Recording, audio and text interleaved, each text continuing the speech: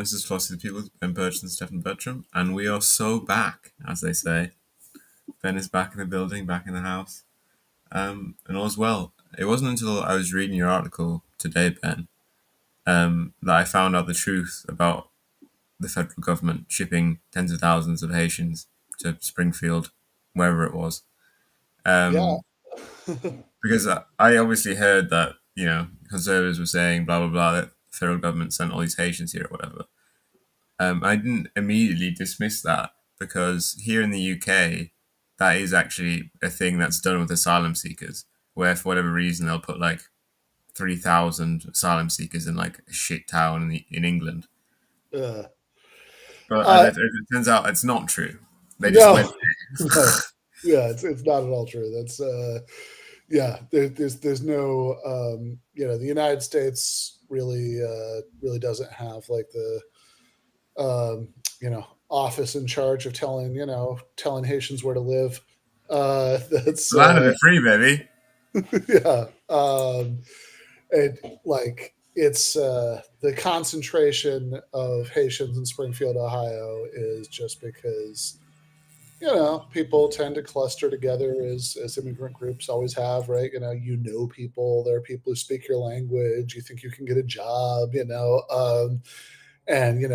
it's often the geographical distribution of this is often a little bit odd, right? I mean, it's like I don't know, when all those Germans were moving to Wisconsin, it's not like New York City didn't exist, right? At that time.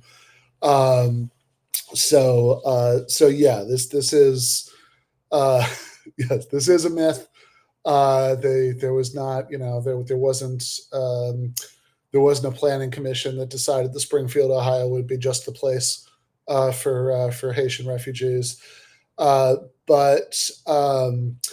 but yeah, this has been a very bizarre thing, right? So you know, like before the presidential debate, which seems like a very long time ago, it was not.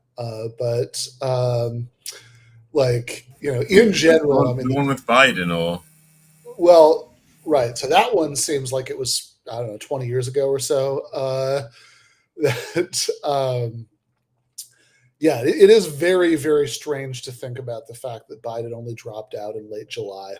Um, this is, it's like the stupidest version of that Lenin quote about how there's decades where nothing happens and weeks where decades happen.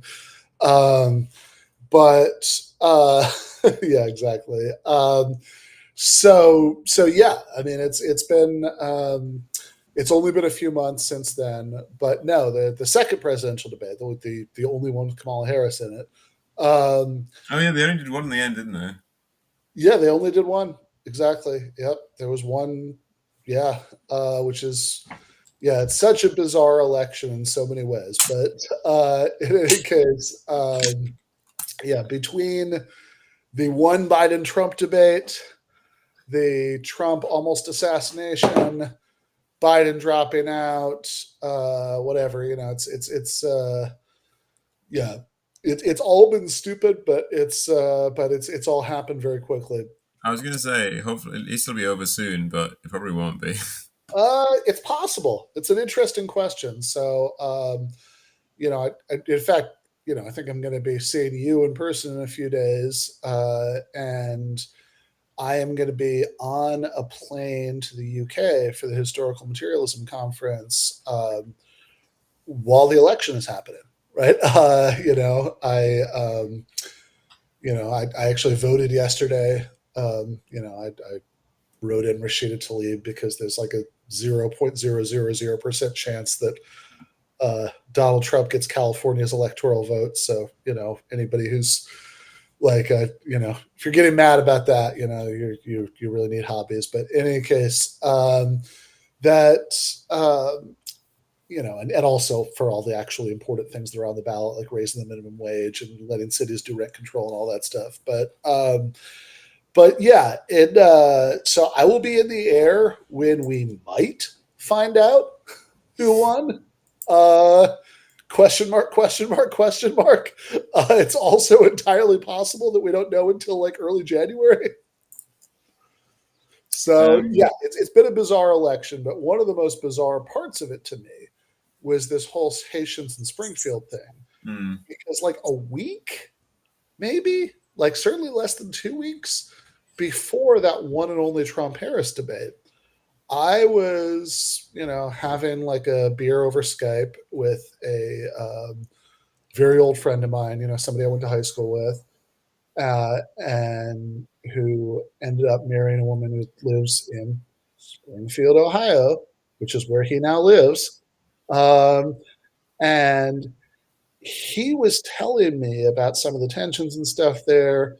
And he told me this thing about, oh, there's, this story about, Haitian refugees eating dogs and cats. He told me this as an example of the kind of unhinged shit that you see in comment sections on local media. Yeah.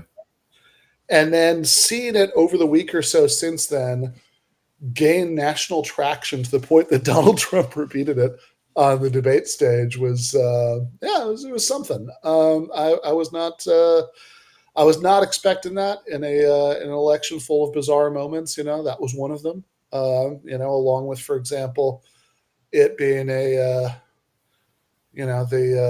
Amy Therese briefly becoming an issue in the campaign, right? That's like that. There have been a lot of moments like that, um, but um, but yeah. And so there was all of this discussion about this, which is really like, look, I don't, I don't think we should short sell just how insanely racist and disturbing this is. Like, this is kind of, I really think that without hyperbole, like this is about as close to like the Passover blood libel as you're going to get in a 21st century Western democracy. Right, Um, which is obviously a trope which is being horribly abused this past year, um, for people yeah, by yeah, people who are just constantly actually spilling blood.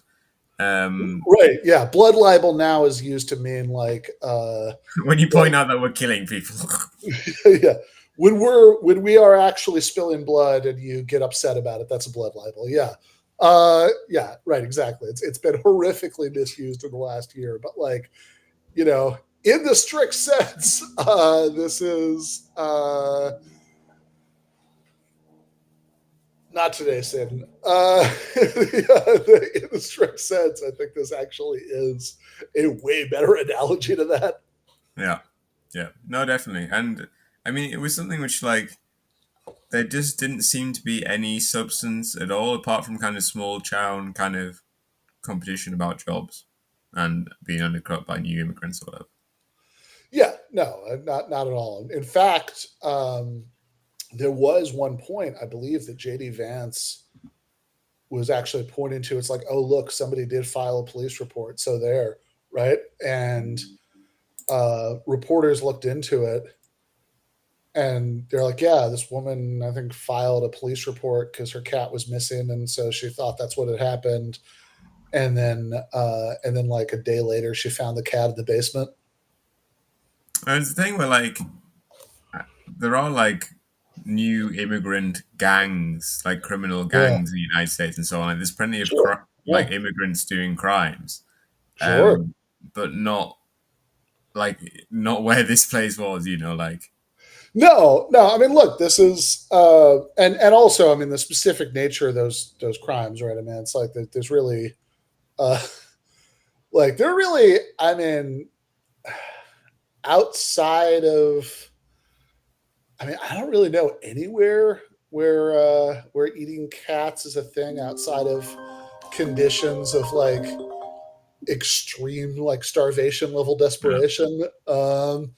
I mean, I guess dogs historically in like a couple of Asian countries, but like it's not not Haiti, and like and again, like yeah, I mean people who are starving will eat anything, but like nobody's starving in Springfield, Ohio, right? Like that's not gonna it's no, not gonna I'm sure they're being fed horrible, horrible corn things sure in massive quantities.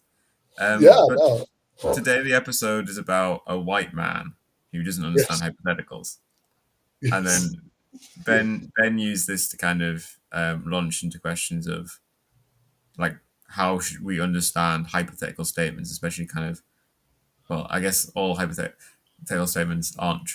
We'll get into it, but Yeah, yeah, hypothetical yeah, yeah. statements about things which aren't true, you know. Sure. Yeah, yeah.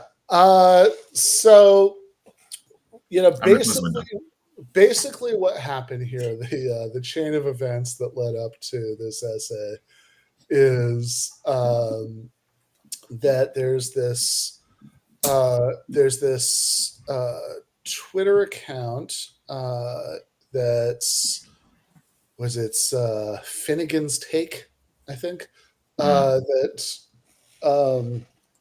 is it's like a good account, but it had it posted this thing at one point that was, and I'd say it because I have no idea who. I guess I should say they. I have no idea who runs the account. Anyway, whatever. They but this person posted this thing where they basically said, like, you couldn't like actually imagining yourself, right, being a refugee seems to be like literally beyond the capacity of a lot of online right wingers now, right? Like, this is like a cognitive test that they fail, this sort of imaginative role reversal. And there's this guy, Jeremy Kauffman, who, as I understand him, he is the leading thinker of the Libertarian Party of New Hampshire. They're they're Lenin or Bobavakian, if you will. He is a Wikipedia article holder. Yes. And yeah, exactly. It's actually not the first time I've written about him on the Substack, although I think I didn't realize it was him before. I just sort of I think it was just because I think he was tweeting from the Libertarian Party of New Hampshire account All right.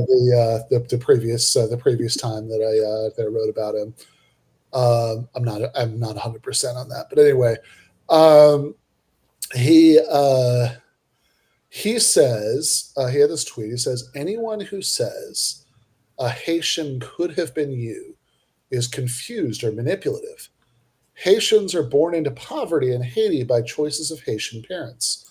Americans are born into abundance in America by choices of American parents. Under no scenario could you have been born in Haiti. And then, okay, I think actually the Finnegan's Take thing was reply to that. And then Jeremy quote tweets the Finnegan's Take thing. So Finnegan's Take was increasingly convinced that can you conceive of yourself as been born as someone else is 100% just an IQ test that right wingers consistently fail.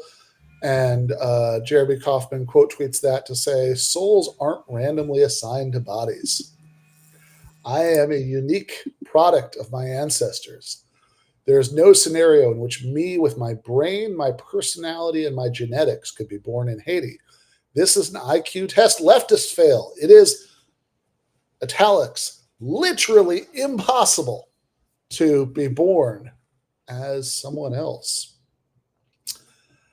This is a funny thing, right? Because Finnegan's Take is suggesting that right wingers can't understand hypotheticals. But you probably haven't seen this, but it's quite common on kind of 4chan style racist stuff. To suggest that black people can't understand hypotheticals. The classic one is you ask a black person, would they have been hungry if they hadn't ate breakfast? And they just get mad at you. Is this the right racist kind of understanding of this? So it's actually very, very funny that, in fact, the reverse is true. Yeah, I mean, I hadn't. This is a bit of 4chan lore I wasn't aware of. I sort of knew this, but I didn't have the context for it because in all of the tweets back and forth about this, I did start to see references to something called the breakfast question. And I looked it up, Ah, and I didn't quite get that it like. So yeah, I wasn't aware that the 4chan doctrine held that black people specifically fail the breakfast question, but I did. I did get the general Yeah, the yeah, general gist of it, which is that this is just like a person who doesn't understand hypotheticals be like, oh, would you be hungry if you hadn't had breakfast? But I did have breakfast, right? yeah, yeah. They just like insist. Right, Oh, they exactly. say I didn't have breakfast. Right. and, um, and so, I mean, originally, as this was going around, I mean, this was sort of, you know, viral in that crane at car crashes way. Um, I kind of knew that I wanted to write something about this just because of that like delightfully stupid turn of phrase about how souls aren't randomly assigned to bodies.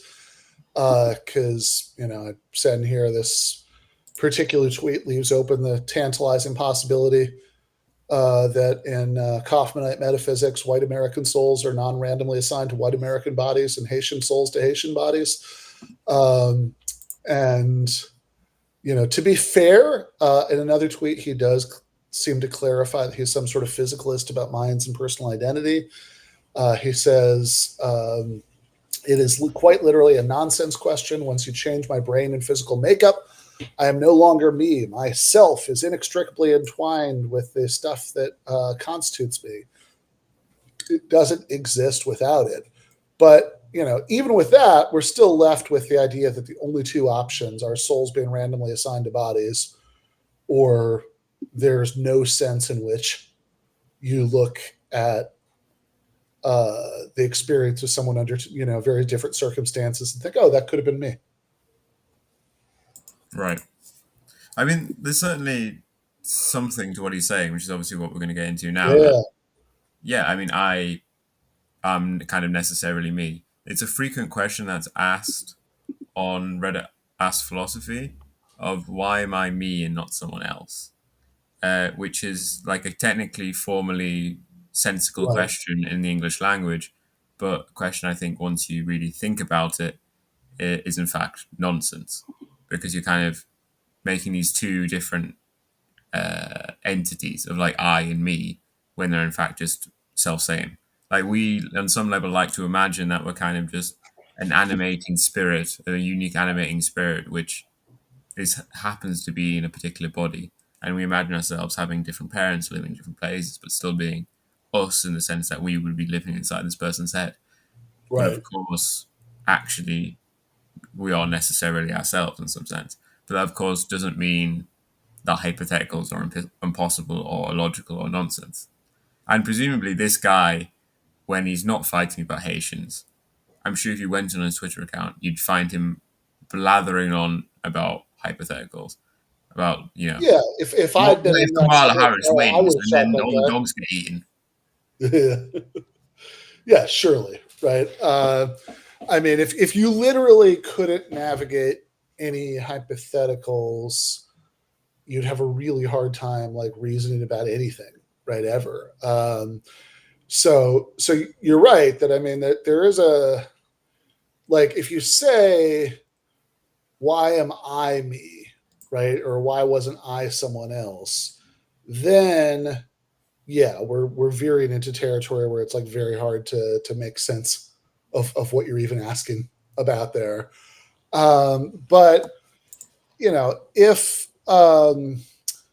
if you say right, like that could have been me, or that's the I could have going back to the original Kaufman tweets. That a Haitian could have been you, right? Then surely that one we can make sense of. But what I was trying to do here, right? It was mostly, other than a little bit at the beginning and the end, put the insane politics of this to one side. I mean, although just to spend a second on that, I I guess I have been really fascinated to learn in the last couple of years that like not just like okay, look, general anti-black racism is of course a thing, but Mm, that like specific anti-Haitian racism mm, is still like a much bigger thing on the right than I kind of would have thought. at this point historically, um, which Yeah, I mean they're just they're still just resented for winning. yeah, it really seems that way. Like, I mean, I kind of got an advanced preview of this 2 years ago because in fall of 2022, I did that debate with Curtis Yarvin, Mm. and you know, Oh yeah, he brought up Haiti, didn't he? You mentioned it exactly, exactly, yeah, he because we were because you mentioned it is like an obviously bad country which has got there entirely of its own choices or whatever, right?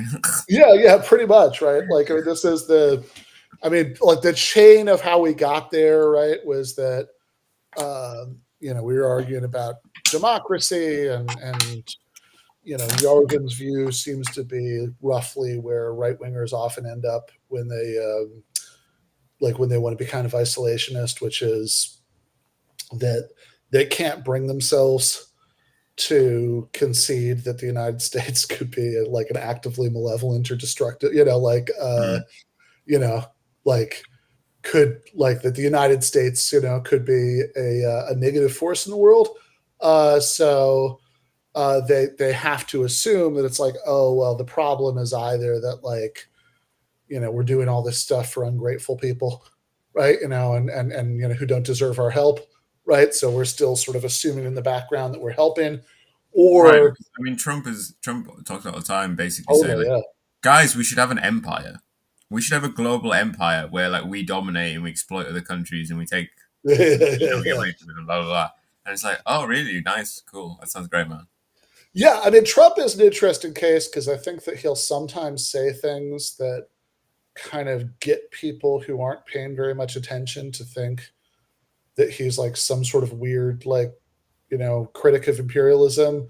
But Mm. it's like, if you actually pay attention, it's like, no, he's using the same analogies that a critic of imperialism would use. But the difference is that, like, he doesn't think these are bad things, Yeah. right? It's like, yeah, it's like a mafia family. That's how it should work, right? Yeah, he like wants other countries to pay like a direct teeth to the United States. Yeah, yeah, Yeah, I mean, exactly. it goes back to Mexico's going to pay for the wall, right? Totally right. Yeah. Uh, so, um, so yeah, they either have to be like, oh, we're helping, but they don't deserve our help, and that's why we're going to be anti-interventionist, um, or if you're willing to be like a touch more critical than that, it's like, well, we're trying to help, but we're doing it in a misguided, idealistic way that ends up causing more problems, right? Which is actually just kind of an international affairs version of one of the like basic tropes of conservative rhetoric, right? Which is the futility thesis that Mm. like anything you try to do to help people always ends up just making things worse. And from the was the Hirschman, the rhetoric of reaction. So Yarvin was kind of doing that second one. And it's like, oh well, look, the United States has been trying to promote democracy around the world, and that's just that's led to bad results. And I made the basic point you'd expect me to make that I don't actually think that the United States has been promoting democracy everywhere. I mean, sometimes conjecturally, right? But like especially in its immediate sphere of influence in Latin America, it's very frequently done the opposite, right? It's very frequently overthrown democratic governments, and so we started talking about some examples of this, and one of the ones I mentioned was Haiti, and then he went off on how Haiti is just, yeah, it's just like its problems are just because it's just a bad country with a bad culture, bad people, and so I kind of and we ended up like going back and forth about that quite a bit, and I wrote this article. I'd already been commissioned to write this article for Compact about there was talk of like a new like multinational US led force going in to stabilize Haiti, and so like I'd already been commissioned to write this like no invading Haiti yet again, it's not a good idea article. And so I kind of, because I ended up writing it the day after the Yarvin debate, I was in sitting in my brother's yard in Los Angeles, sort of feverishly typing this thing up before the LA live show, and it was, it kind of ended up being a subtweet, of the Yarvin debate. That's like, it's like, hey, look, if you want to say, oh, all of this, colonialism and slavery and all that, it's all ancient history. You can't blame that for anything. It's like, come on, man, where do you want to start the clock, right? Like, they, is Haiti entirely responsible for all of its own problems? Can't blame any sort of external meddling. Like, starting, I don't know, when they finally finished paying off the reverse reparations that they owed from emancipation for slavery, Right. which was like the 1940s, right? That is that when we start the clock, right? Then, like, shortly after that, you get the U.S. back Duvalier, dictatorship in, and et cetera, et cetera, et cetera, et cetera, et cetera. And like, we've got stuff from like 2021 that's, like, it's a really uninterrupted history of imperial meddling. And like, to like the example I used in the debate, which Yarvin's fans apparently find hilarious. I'll still see them bring this up every now and again online, right? Is that one of the things the WikiLeaks cables revealed was that that they actually, in the Obama era, right, the State Department, right, the Hillary Clinton State Department, had lobbied the Haitian government against raising its minimum wage to the princely sum of about $5 a day. So like, okay, that was, that was like 2010 or something, right? Is that ancient history that's irrelevant? And so, of course, all the Yarvin fans took that as like, oh, he's saying Haiti would be just like, would be just like Canada if only they had a higher minimum wage. Like, Yeah, Ben was saying they need a $15 minimum wage in Haiti. yeah, and then like, once you do that, everything will be fine. Yeah. No, it's really not saying that, but it is a small but telling example of why the sort of culturalist explanation for the state of Haiti is so asinine. So yeah, I got a sneak preview of it in 2022. Obviously, this year it sort of became front and center. But yeah, I think there is this like really weirdly specific anti-Haitian racism that's everywhere on the right. That's like, it really is hard to explain as anything except for like residual from the like propaganda after the Haitian Revolution. But in any case, putting all that aside, right? So putting aside the part of Kaufman's original tweets where he was like, "Oh, the Haitians are born in poverty because of the bad choices of Haitian parents." Um, it's like, yeah, that's why, right? That's what were they thinking, right? Choosing to be to exist in conditions of grinding poverty. Putting aside that insanity and just focusing on the more abstract philosophical claim, I'm kind of fascinated about this because there's something that's like, on the one hand, there's something that's like extremely obviously stupid about the Kaufman stuff about this. And obviously it is all in service of this like horrifying political agenda. But also there is a case you can make for parts of what he's saying here, right? There's a non-crazy case you can make that that like there really isn't a sense in which you could be, you could have been born as a Haitian, etc., right? And like, there are, in fact, philosophers who, for reasons that have absolutely nothing to do with this sort of lunatic racist gibberish of Jeremy Kaufman, have like said things that would entail that, right? The obvious example is Saul Kripke, who in Naming and Necessity, he has this view on the necessity of origins that if you think about like, there are a couple of different ways you could think about possible worlds. And like, if you have like a modal or counterfactual statement, you have a statement like, oh, X could have happened, or if X had happened, then Y would have happened. Then one way of thinking about what's going on with those statements is that, say, okay, well, like, what makes that true is that, well, maybe in possible worlds, like maybe there's a possible world where X is true, or or in the possible worlds where X is true, Y is also true, something like that. And there's this whole side debate about exactly what possible worlds are, that have written about before, but is a little bit orthogonal to this. But even putting that aside, right? Then the question is, okay, what's like when we say X had happened, we talk about possible worlds and we say, I don't know, if Aristotle had died in the crib, he wouldn't have made any, contributions to philosophy. Okay, it seems like our sentence there is picking out the same guy in our world as it is in this other possible world, right? That we say, yeah, this same dude who in our world, founded the Lyceum and wrote the Nicomachean Ethics and blah blah blah, right? In this other possible world, he died in the crib and didn't make any contributions to philosophy. But then there's a sort of weird question about, well, what is it that makes the person we're talking about in this other possible world the same person as the person in this world? Because there's. I mean, he has zero of the features we think about when we think about Aristotle, right? Right, Because totally. we don't know. I mean, we can probably guess what his hair color was and stuff like this. But literally none of the features that we think of as belonging to Aristotle, which are all these kind of intellectual features or kind of biographical features about his later life and so on, none of them are present in that baby. Right.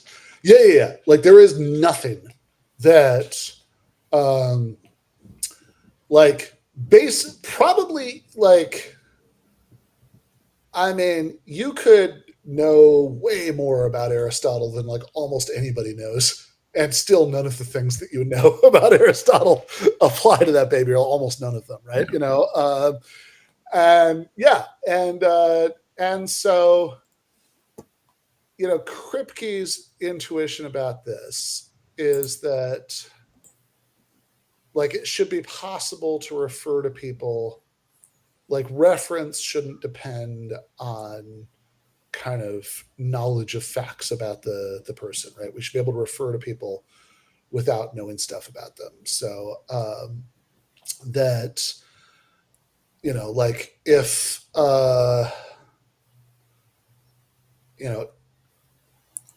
so the contrast here is to, Bertrand Russell, who I actually talked about this just a tiny little bit in the thing that I wrote for today, right? But Bertrand Russell famously has this theory of, definite descriptions, right? That, when we say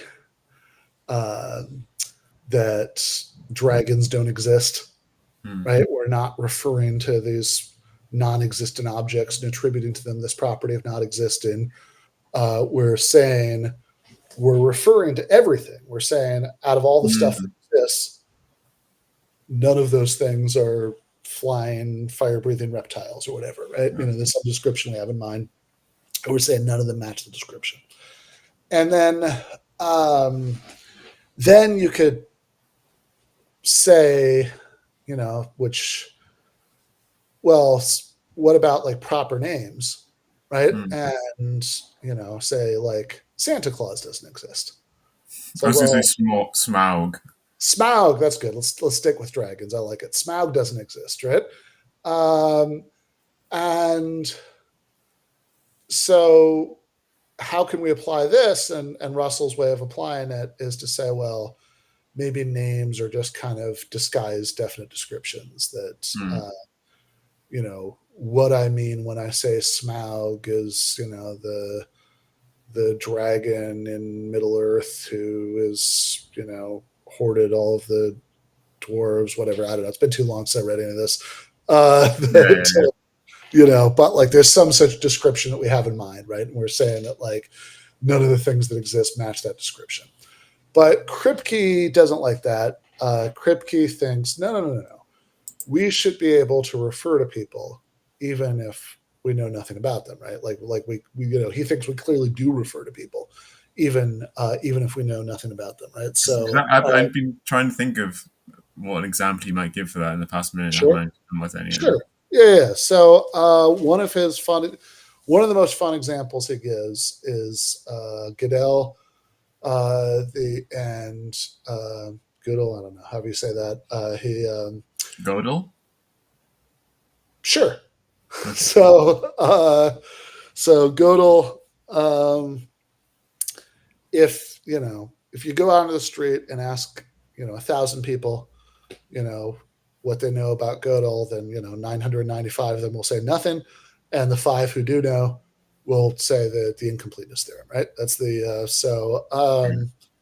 and so Kripke says, hold on, well, what if it turns out that Gödel actually stole the incompleteness theorem from some forgotten person named Schmidt?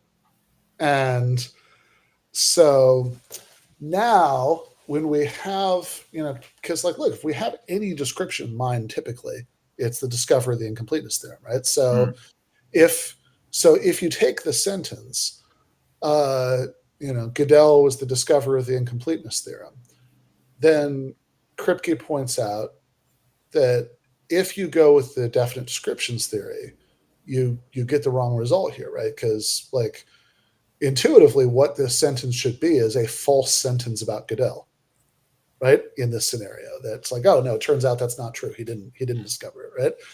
But if you go with the description theory, this turns out to be a tautological sentence about Schmidt, right? Because what we're saying is the discoverer of the incompleteness theorem discovered the incompleteness theorem. So that's the sort of example that's motivating Kripke. And so there's a parallel thing here, and I guess we should say the two basic views about what possible worlds are. They not the only ones, but the two big ones are either the Kripke sort of view, which we can call the sane view for short, which says that that a possible world is like a maximal consistent set of propositions. In other words, all we're saying when we use the phrase possible world is it's just an infinite series of answers to the question, well, is this true? Is that true? Is this true? Is that true? Right? And so all a possible world is just a total way that the world could have been, right? As opposed to the David Lewis kind of view, which is that no, possible worlds actually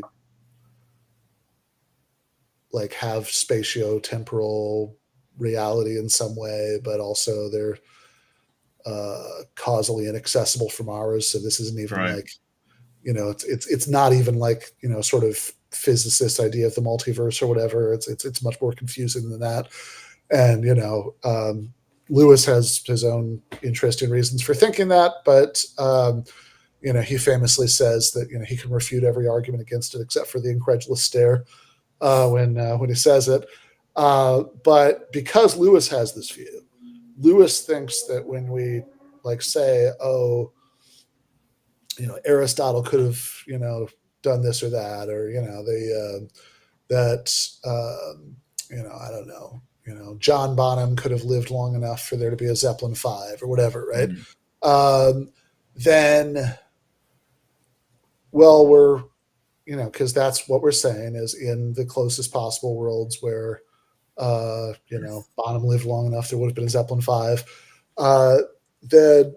The idea is therefore that John Bonham, that name, picks out whatever the closest counterpart is in that world to R. Bonham. Yeah. And so it's so yeah, and the but Kripke wants to be like, no. It refers to the same guy, right? It's like I don't care, it's not relevant what some other guy who's very, very similar does, right? When I say Aristotle could have died in his crib, I mean Aristotle, right? Not some very Aristotle-like person, right? Like, it's not relevant to the truth of that statement whether some other person could have done it, right? It's Aristotle. But then you say, oh, okay, but what makes that Aristotle and our Aristotle the same guy? And it can't be, as you say, it can't be any of the kind of famous things about him, because none of Yeah. those would be true, right? And Yeah, I so, mean, it's just kind of like a hypothetical trajectory to these other things, but clearly in that world or that person, that wasn't going to happen. yeah, and uh, and so Kripke's answer is, well, he thinks the essential feature that makes you you is the it's the necessity of origins claim, that Mm, you have to you have to have been a result of the at the very least you have to have had the same parents, right? right. And and or like you couldn't say that this table, you know this table could have been made out of a different block of wood, because that would have actually been a different table, right? That's the necessity of origins view. I was And talking to some friends about Harry Potter fan fiction a while ago, oh and yeah, I was talking about, as and one does. I didn't think this is all strange, but I was talking to them about how it's quite common in Harry Potter fan fiction for Harry Potter to have at least one parent who is Yeah. not his parent in the canon versions of events. And they were like, that doesn't make any sense. In what sense is this guy Harry Potter if he doesn't have one or two of the same parents as he would otherwise? And I was like, hmm. But I think I have quite a flexible view here. Yeah, right. uh yeah, it's interesting. I mean, I suppose you could do you could run the Jordan Peterson defense of dragons here, and say, are there are there scholarship kids at private schools? Yes. Well, in that case, you abstract from that, and the form, the image of this is Harry Potter. Right, for Uh, me, for the boy to be Harry Potter, he has to be like the destined hero called Harry Potter who goes to the, like, probably even doesn't go to the school. Like, you can get quite thin on the characteristics, but more. I was thinking also with the Aristotle example that I feel like we aren't even really picking out a man when we talk about Aristotle, right? mhm. Like, if we found out that Aristotle was in fact like a collective, I think that would change very, very few of my thoughts about Aristotle. I'd see it Right. as kind of something which is a curious fact, but basically entirely unimportant for the manner in which I've engaged with Aristotle and the ways I see Aristotle as important and so on. Yeah, and I mean, to give this perspective its due, I mean, certainly that seems to be like, I don't know, that seems to be like the comic book conception Right. of Yeah, yeah, transworld identity, right? yeah, yeah. Superman Where, is Superman and Batman's Batman, despite, I mean, especially Batman is a man of like varying origins. yeah, I mean, I'm thinking of like there's a graphic novel.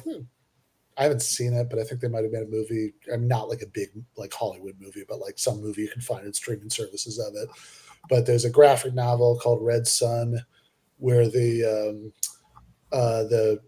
what if premise is that baby Kal-El crash landed not in Ma and Pa Kent's farm in All Kansas, right, but he in a lands in the collective Soviet farm in Union. Ukraine. Yeah, And yeah. and Yeah, in I mean, there, like there is a Batman character, but like it's like a Russian guy, right? Because it's like I think part right. of his origin story is this like parents were like murdered dissidents or Yeah, I something. mean, there's a very big idea in comic books and other things to have a character remain the same while changing their origin story, which Right. presumably for Kripke would be like, what the fuck, bro? Yeah, yeah. That's not the yeah. Clearly, at that point, that's not the same guy. I mean, I think Kripke's like I think Kripke would either have to say, well, this was all just kind of incoherent, or You'd say, fuck Marvel, bro. yeah, yeah. So if for whatever reason Kripke was concerned to make his views consistent with the metaphysics of Marvel Comics, then Or I Harry think Potter fan fiction. or Harry Potter fan fiction. Well, Harry Potter fan fiction is actually harder, right? So, because I was thinking with Marvel Comics, at least what he could do is he could say, and I think there's actually some reason to think that this is the implicit, way a lot of these terms are used there anyway, that uh, that like Batman isn't a proper name for Bruce Wayne, Mm. but that Batman is the proper name of an office, right? So, because you do get that people being like, oh, who's going to be Robin after Dick Grayson is Mm. gone or whatever, right? So, I think that might work, but I don't know how far it's going to work because I also think I'm pretty sure comics will also often do like, you know, fuck it, let's just have like Bruce Wayne's parents be different now, All right. right? So I don't know, but yeah. So I think that I have to say, on the one hand, at least in the Aristotle case, right?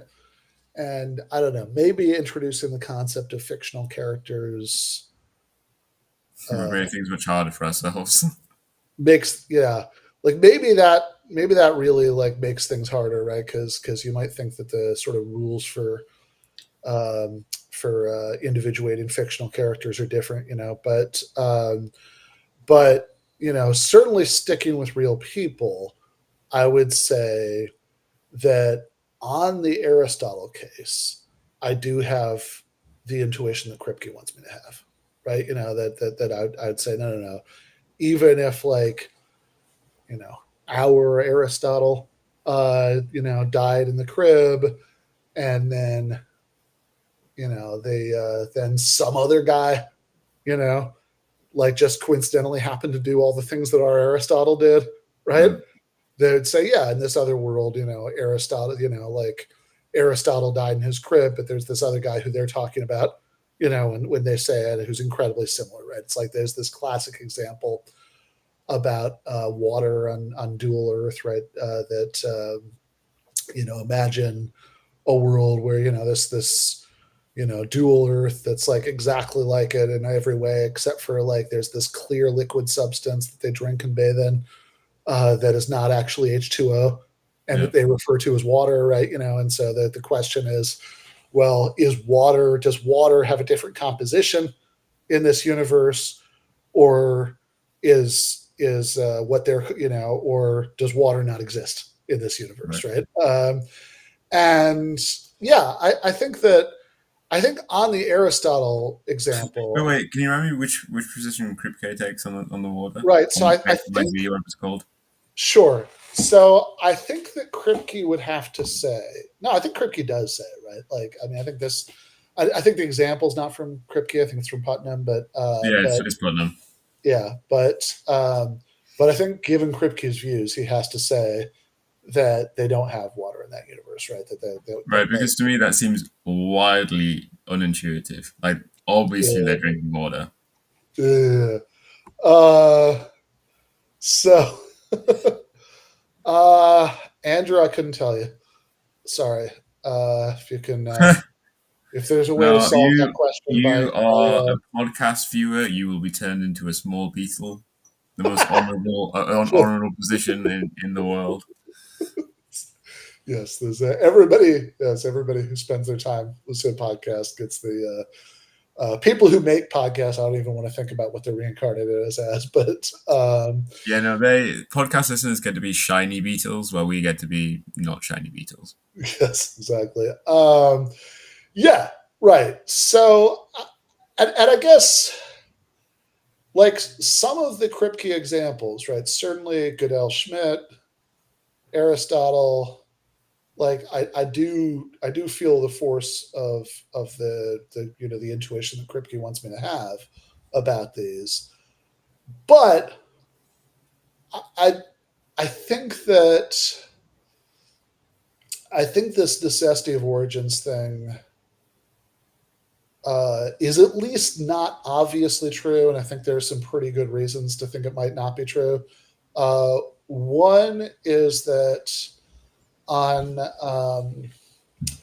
one is that there are just a bunch of cases where it gives you results that are actually a bit counterintuitive, right? So like even if you sort of nod along with Aristotle, then there are other cases. I mean, I have you know, I mean, right now I'm drinking my reheated cup of McDonald's coffee from this morning, which I went through just before the capital class. I realized I didn't have time to make breakfast, so I jumped in the car and Brutal.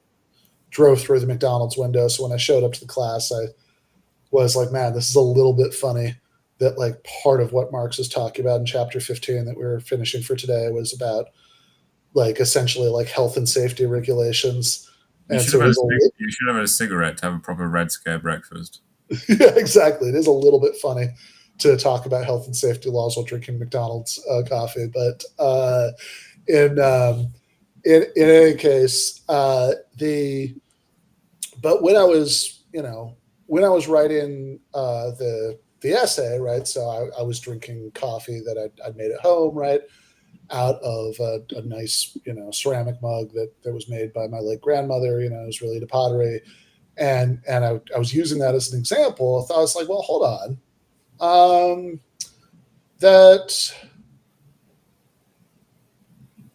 let's think about what counterfactuals are true of that mug. I'm not creative enough to come up with a version that apply to the McDonald's coffee, but the mug is better because it's sort of a more um, individual object, right? It's And you have an actual understanding of its properties and its history. right, yeah, totally right. So and you say, okay, well, which are like let's consider two possible mugs in alternate universes. Um, that one is a mug with a different color and shape than that one, but which my grandmother made out of the exact same lump of clay, and the other is physically indistinguishable from that one, right? That it's the same shape, same color, everything, but in this alternate timeline, she made it out of a different piece of clay, right? Maybe somebody at the pottery studio, got there earlier and used the that particular bit of clay, before she got there and used this one. Honestly, my intuition would lean towards like that second one having a better claim to be the same mug than the first one, right? That the like I mean, it seems more intuitive to me to say that the second one would be like that we could accurately describe what's going on in the second scenario by saying grandma could have used a different lump of clay to make that mug, right? Whereas it seems like the more reasonable way of describing the first one is grandma could have used that same lump of clay to make a different mug, right? Right. So I think And this is why Harry Potter is still Harry Potter. yeah, right. Regardless of who his parents are, as long as he goes on and does Harry Potter things, he has the properties of a Harry Potter. Right, yeah. So your take on Harry Potter, which is interesting too, because that also kind of seems right for Harry Potter, but it doesn't really seem right for Aristotle. So I have no idea. But anyway, Mm. they have again, I suspect that there's something having to do with how we think about fictional characters that might be getting in the way here. But Well, I but think it's a thing of like with real people, we're like, a character, he can have whatever origin we want about him. We can just change it in a line, right? We can just say, oh, he yeah, actually was born to him and him and him and him and him and him. And it doesn't actually matter because all the properties come about like actually in the story. While right. actually for real people, our origins do matter for how we become. Yeah, I think that's right. And so that's the first problem, right? That like there are when I start thinking about these other examples, the necessity of origins claim just doesn't really track my reactions to the cases. And then even the kind of example that we brought up earlier to motivate necessity of origins, um, like I think we can tweak it slightly to create some real problems with that view. Because like what if it was just okay? Um, let's say that The guy who, we're just assuming that, the alternate timeline we're considering is like event for event, atom for atom, identical to ours, right up until Aristotle dies in the crib, and then they diverge. And the way that they diverge, or part of the way they diverge, is that Aristotle's parents, after the tragic death of their son, decide to try again, and they have another son. And then this son, who they name Aristotle, right? Is goes on to do every single thing that we remember Aristotle for doing. It's like, well, hold on. That case doesn't seem importantly different to me than the first case, where it was just some random guy who didn't have Aristotle's parents who was called Aristotle and did all the things that we associate with Aristotle, right? Like that. I don't think the difference between those cases should make a difference, but well, now it seems like maybe it does, right? Because if necessity of origins, right, if the origins we care about are just having the same parents, now we've checked that box. And then you think, okay, well, hold on, maybe we could try. And it's interesting. I looked at the, because I mean, I've read the Kripke and whatever a long time ago, but like I got curious while I was writing this, and I was looking at the Stanford Encyclopedia of Philosophy about it, and Mm. I was actually kind of surprised how little, at least the article there, got into this issue, right? Because this seems like a really obvious objection to me. But like, hold on, you know, I think a natural move that you could make to try to defend the necessity of origins view against this would be to say, well, maybe it's not just the same parents; it has to be like the same sperm and egg, right? All right. And but if so, I think we've really lost a lot of the original point, right? Because if the whole idea here is that like the point of the Kripke view is that we want to leave open like a really wide space for hypotheticals, right? We want to have like tons of room for different counterfactual scenarios playing out. Um, Right, we because I mean, this whole thing is an effort to make sense of ordinary speech, where right, humans exactly, constantly use hypotheticals and clearly think that some hypotheticals are true and some are false. exactly, right. So we want to keep it open so that like lots and lots and lots of hypotheticals can be true, right? That there could be just tons of ways that the world could have been, that it's not, that we can still meaningfully refer to the same objects and say that different things could have been true about them, right? From one world to the next, right? Different objects and persons. Um, okay, but if it needs to be the same sperm egg pairing, then it really seems like we've reduced ourselves to a really suffocatingly narrow range of counterfactuals that are still allowed here. Because like, I mean, just crassly, his parents had fucked 5 minutes or 5 minutes earlier or later than they did, and it would not have been the same sperm egg pairing, right? No, So it's like, I mean, it's just every detail of the act of conception is going to have to be exactly the same. And so it seems like, when you start thinking about the kind of hypothetical statements that we want to make room for intuitively, right? That you know, it's like, well, if maybe if my parents had been in a war zone when they were blah blah blah, then I would have blah blah blah. It's like, well, no, because like if we start fiddling with the conditions the least little bit, given necessity of origins meaning same sperm egg parent, then that's not you, right? So, oh, right. I Like think, in the 1880s, half of my family moved to the United States, half moved from Ireland to the United to England, and it seems in some way it's sensible for me to ask, well, what if the man that I'm descended on chose the other way, uh, even though obviously there almost certainly wouldn't be anything like me that existed, you know. yeah. Um, I mean, again, it just really, And I also want to say, I think this is one of those questions of which there are many, where people who are first starting to think about it will sometimes just like very quickly give up and gravitate towards some like really extreme view, like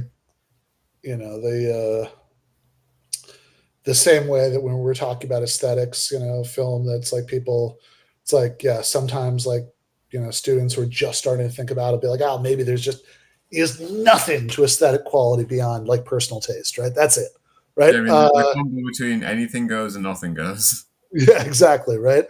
It's like I think it can be tempting when people first start thinking about that, be like, oh, maybe like counterfactuals are all false, but it's like, man, just take a deep breath and think about this a little bit, right? Like that, you know, you would not be able to cognitively navigate anything, right? If you were truly incapable of thinking about counterfactuals, right? That like, oh yeah, I did this, so this happened. If I had done that, that happened, right? If this person does what I want them to, then no, this will happen. If they don't do it, this, like it sort of, it can kind of sound very I don't know, like sort of very based and very wise, maybe at the same time. Say it's like, it's like none of this is it's like, well, this is what happened. So, it's like it's actually like these are just all false or whatever. But it's like that this would really be a deeply crazy view, right? To say that like all counterfactual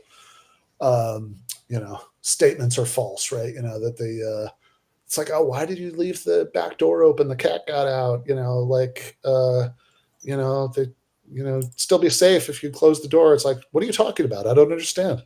Right? That's like, you're Yeah, appealing to you get a fucking slap. yeah. Yeah. I don't, what's the, there seems to be an if there, and I don't believe in those. So Yeah, yeah, I'm a determinist. Everything that happens had to necessarily happen. So yeah, exactly.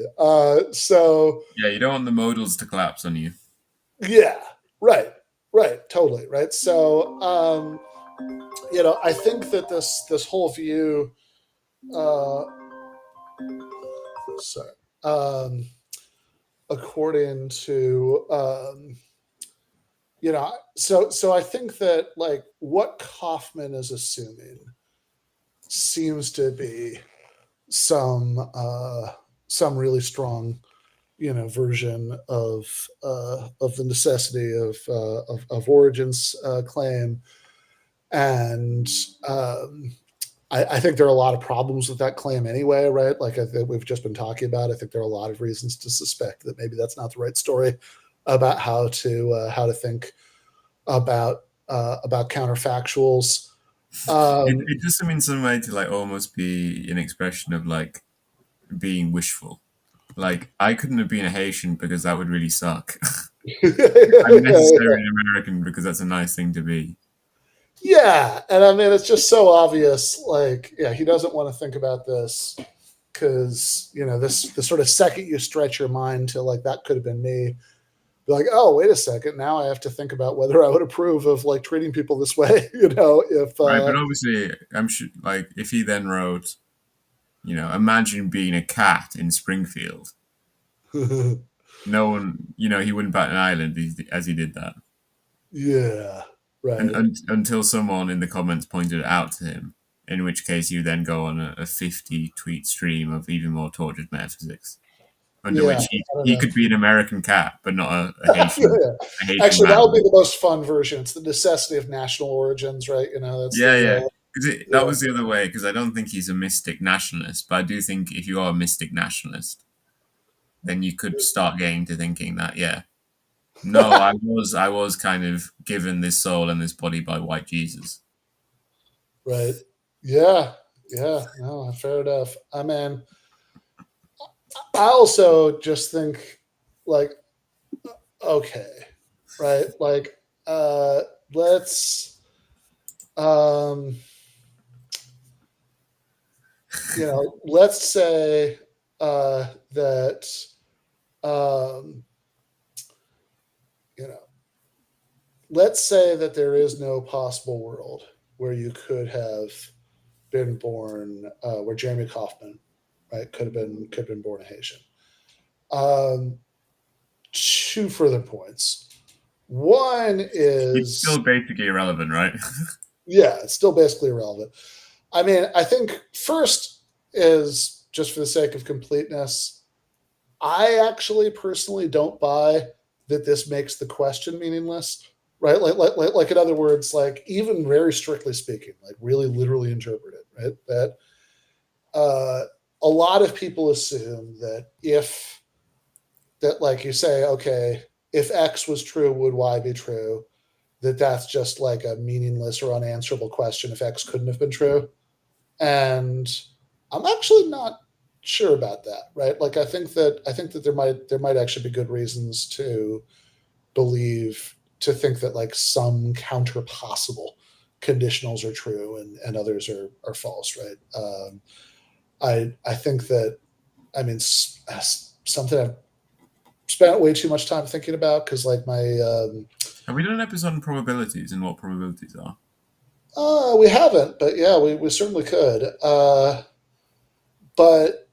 But yeah, I mean, I mean, way back when, right? My dissertation was about logic and the liar paradox, and do we have to reject classical logic to make sense of what's going on here and all that. And it seems to me that just about everybody, when they're reasoning about this, like no matter how logically orthodox their ultimate conclusions are, will say things like, okay, you take a liar sentence, right? What I am saying right now is not true. Just about everybody will uh, will say things like, let's call that sentence L, right? Just about everybody will say things like, if L is true, it's not true, Yeah. right? So we can't say that L is not true because then it is true, right? That so like they're making, seems to me, these hypothetical statements that I like seem like counter possibles, right? That's like, yeah, it's obviously impossible for L to be true because that'd be a logical contradiction. But like even kind of realizing that, right? We In order to realize that, we actually have to think through the hypothetical. And I give the example in the essay that I don't know if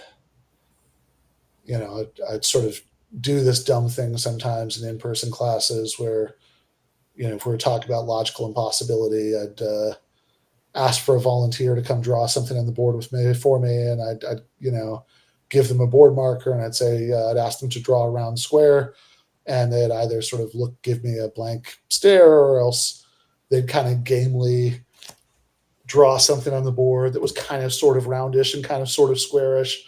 And Did anyone ever do the thing where you just draw a square and you draw a circle which like touches the sides of the inside of the sure, square? yeah, Yeah. yeah. And yeah, no, I've gotten all the variations, but yeah, and if they do that second thing, I'm like, okay, do we judge Jane or whoever for not succeeding in doing what I asked her to do? Yeah. And everybody agrees, no, we don't, right? Because it wouldn't have been possible, right? But it's like, But look, it'd be very impressive if they had done so. yeah, exactly. It seems like if Jane had successfully drawn a round square on the whiteboard of the classroom, everybody would be very impressed, right? Yeah, I Like mean, that's I think it's a really good example because that's a statement which necessarily and exactly does not refer to a possible world, right?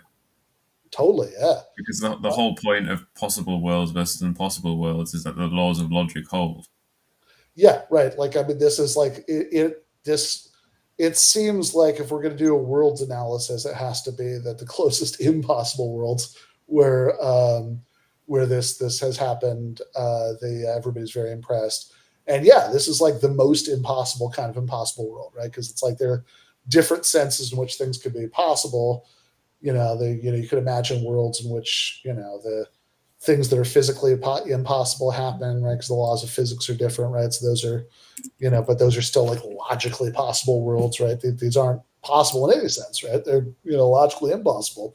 So it if you go with this view, right, that that there are in fact, just like there are some true and some false counterfactual statements, that there are even some true and some false counterpossible statements, right? It's Daniel Nolan is the guy I'm getting that from.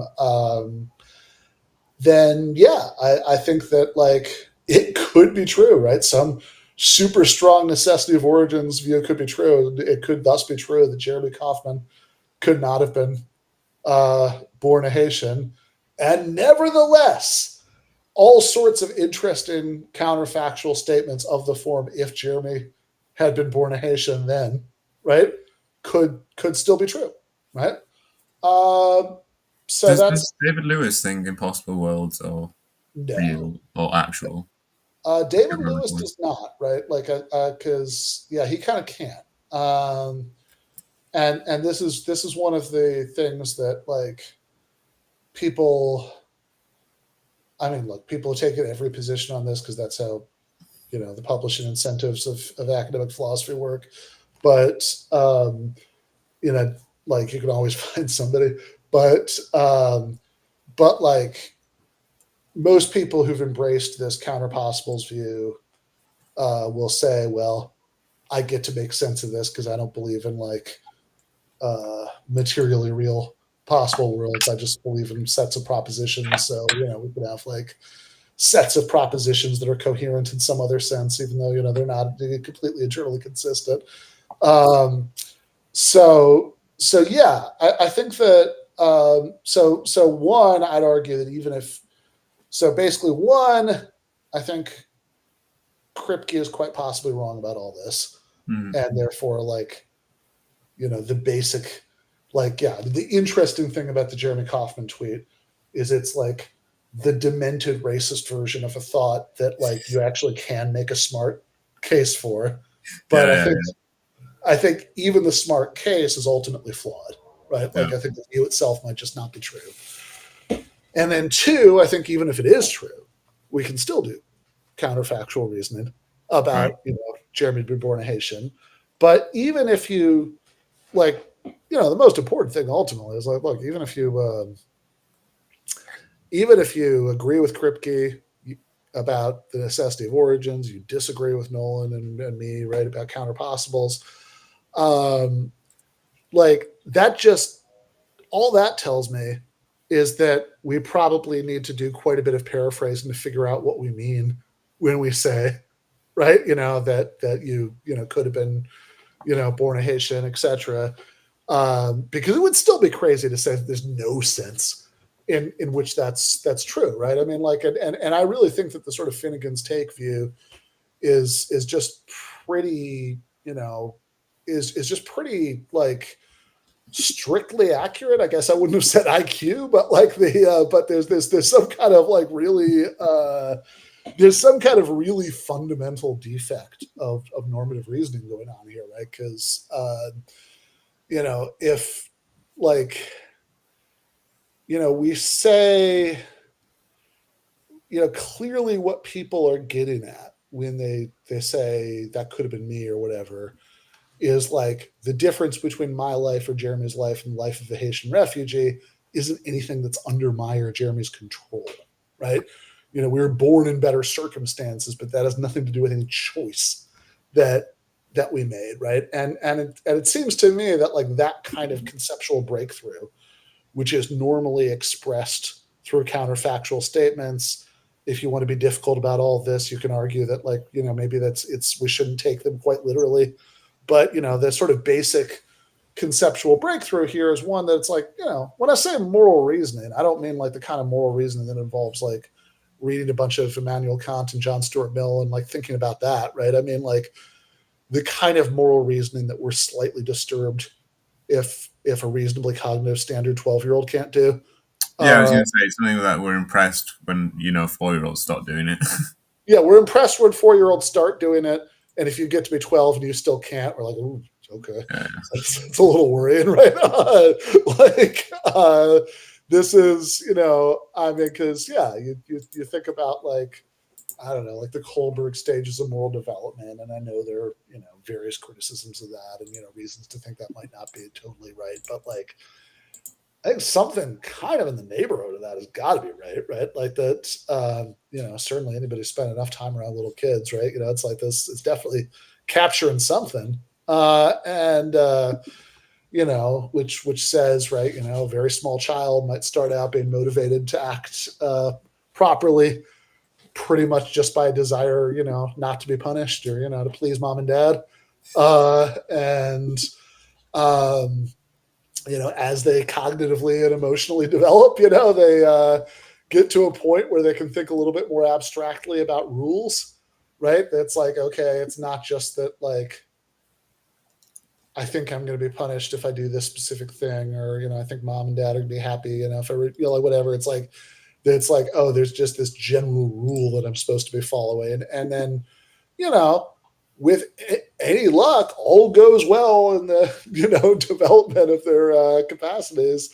Eventually, they'll get to the point about where it's not just like they have a received rule and they just blindly apply it, but that they can actually like do a bit of reasoning on their own about like what's right. So it's like, if you're not like, if you encounter a novel situation, you're not like a robot in a 1950s science fiction drama whose programming doesn't apply, right? That you can actually like think it through on your own. It's like, okay, well, what would the right thing to do be given the situation? It's like, I don't know how you're supposed to do that if you can't do some like basic imaginative role reversal. Yeah. Right? That's like, oh, I'm picturing myself being in the circumstances that they're in, and me being in the circumstances that I'm in, and like if that's a bridge too far, then I don't know how you get to that normal 12-year-old kind of stage of moral reasoning. But then again, maybe that explains a lot about the worldview of the Libertarian Party of New Hampshire. I mean, it clearly shows why they aren't Rawlsians, because they're like, behind a veil? I've never been behind a veil. I'm American. we don't wear veils. You're not going to be here next week? I am not going to be here next week. I'm going to be in. I'm exactly, yes. It's very confusing. Yeah, it's very confusing. Yes, I will be there next week. Yeah, I'll be. Yeah, because I think the event. Because I think the panel that I'm doing with Matt and Mary on historical materialism is like Sunday afternoon, and with any luck, people will be like. Yeah, Ben will be 3 beers deep by 9 p.m. I would really hope so. I'd be very disappointed if I wasn't.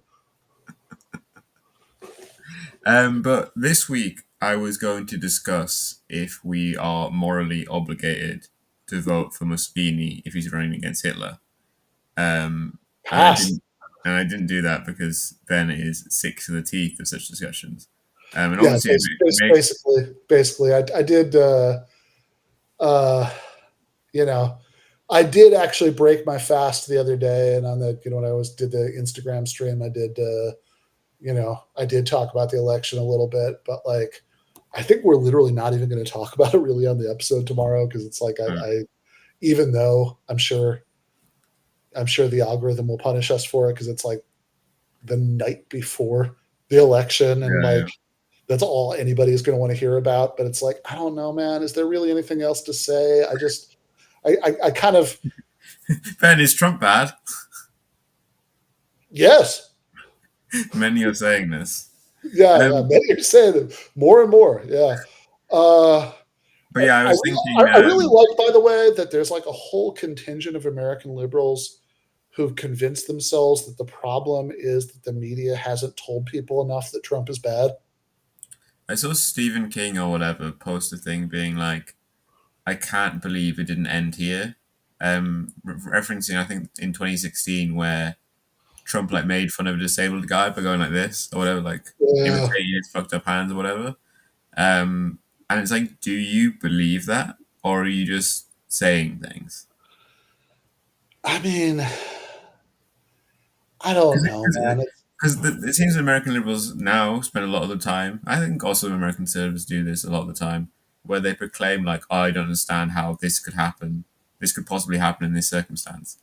And what you're showing off there, beyond, making like a... Well, you're saying you're such a good person. Yeah, you're doing blatant virtue signaling, right? But like, what you're also showing is that you're a moron who doesn't understand the world. Yeah, I mean, it's also like I don't know. I mean, if I mean, look, I think you know, I think Trump is very bad. I mean, I admitted earlier, at the beginning of the stream, that's like I mean, I was too disgusted to vote for either. It's very easy. I had not the slightest temptation to vote for Kamala Harris in fucking California, right? Like Yeah. I don't understand what the point of that would be at all, right? So uh so I just so I wrote in Rashida Tlaib, but like which obviously I wouldn't have voted just to do that, right? But while I was already voting to like actually vote on things that matter, right? Then might as well. But look, I mean, I don't know, man. If I lived in a swing state, I suppose if I lived in a swing district on the Rhine, I might vote for Mussolini to stop Hitler. I don't know. I'm not. Pros I'm and subs for all. I'm very yeah exactly. I'm just not I'm just not excited to continue to talk No, I about mean, this. what I found very interesting about the hypothetical, and by the way, I am going to do this next week, even though it's Yeah, after the election, because I think that's funny. But also, yeah, people will be blaring sure, it around in their mind. So, what I think is very interesting about the hypothetical is a socialist will pose it, or the farther left person, whatever, they'll pose this question saying, should you vote for, are you morally obligated to vote for Mussolini over Hitler? As to mean, obviously, you should not do that. And then the yeah, liberal reply, obviously, you should do that. Like their yeah, intuitions are completely at different ends. And I think kind of talking about that and talking about, well, what is a vote anyway? What do we vote for, and what do votes do? Because votes, famously, as you've just been discussing, are nearly always individually causally ineffective. yeah. Because there's a whole collective action problem here.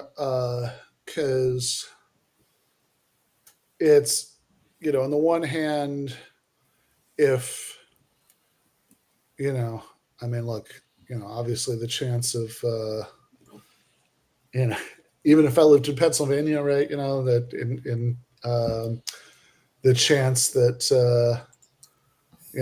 the chance of Harris losing Pennsylvania by one vote, Yeah. right, is so fantastically negligible that it's like sort of silly to take that into account. And it does get a little bit complicated because you say, well, um, yeah, but what if everybody did that? It's like, well, hold on, if that's what we're talking about, right? That like we're doing some weird rule utilitarian thing, then actually I would want everybody to vote for Cornell West or whatever, right? Yeah, Like yeah. that's And you can also reverse the hypothetical in terms of like, but actually, I can not vote for Kamala Harris, but then actually be causally effective much more by doing like get out the vote. Like any particular person, if they fail to vote themselves, but deliver like old grannies on Democratic lists to poll stations on the morning, they'll be much more causally effective than anything they would do with their own vote. Yeah, right. That's also true. I mean, I think that the real question is, can we sort of make sense of like a unit of analysis that seems relevant, that's like who should we vote for, where we doesn't just become like everybody who votes, in which case it's like, no, actually we should all vote third party. Oh But no, we're doing hypotheticals. yeah, but rather, but it's still a we. It's still not just I, right? No, It's like it's something like it's something like who should like the left, set to the extent that we have such a thing here, right? Who should they vote for, right? That no. there's like not enough of us to make Cornell West or Jill Stein or whoever president, but there might be enough of us, right, to tip it in Michigan or Pennsylvania. And I suppose I do assume, like, I suppose that is about the framework that I use when I'm thinking about this, which might be a little bit arbitrary, but I mean, that's what seems natural to me. But also, I think that really dwelling on that thought is why, like, I think helps to see why it's a bit of a mistake to over moralize this in either direction, right? Because Yeah, like, I think if anyone wants some actual advice from me, is vote for whoever you want, but kind of refuse the moral blackmail that your vote is like the decider between you being good and evil. yeah, right. That like because there are versions of this from both ends, right? There's the oh my god, how could you vote for Jill Stein? You're enabling fascism. Uh, It's and then there, incredible, like the zero tolerance that American liberals have for third party voting. oh my god, yeah. And then there's um, yeah. I mean, it's just also amazing to me. I mean, I wrote about this for Jacobin, like that the Harris campaign has actually been running ads that are like attack ads against fucking Jill Stein, who will get 1% of the vote, but which is like the premise seems so bizarre to me. It's like you think there are people who are voting for Jill Stein who nobody has scolded yet, right? Just one more scolding, we'll get it done, right? That's what they're missing. But it's like, no, I'm pretty sure anybody who's voting for is hardcore enough that this is not going to get it done. But in any case, like, so that's one version, like, oh my God, how can you vote for Jill Stein? You're enabling fascism. But then the other version is like, oh my God, you're a terrible person. You voted for Kamala Harris. You're voting for genocide, right? Like Yeah. that's the other version of it.